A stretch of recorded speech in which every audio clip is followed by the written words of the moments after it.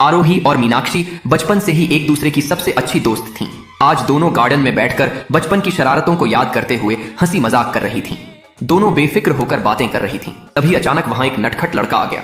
उसका नाम राज था, जो मीनाक्षी का छोटा भाई था और पढ़ाई के लिए विदेश गया हुआ था। बचपन की यादें लेकर वह कुछ दिनों की छुट्टी में घर लौटा था। आते ही राज मस्ती करने लगा। उसने हंसते हुए मीनाक्षी के बाल खींचे और बचपन की तरह शरारत करने लगा। तभी उसकी नजर आरोही पर पड़ी। मुस्कुराकर बोला, ये कौन है? मीनाक्षी हंसते हुए बोली, स्कूल टाइम की दोस्त है, मेरी सबसे खास दोस्त। राज कुछ नहीं बोला, लेकिन उसके दिल में आरोही के लिए एक अलग सी भावना जाग उठी, जिसे वह समझ तो पाया पर कह नहीं सका। थोड़ी देर बाद मीनाक्षी के पापा के दोस्त की बेटी रिया भी गार्डन में आ गई। रिया अमीर घर से थी और उसे दिखावा करने की आदत थी।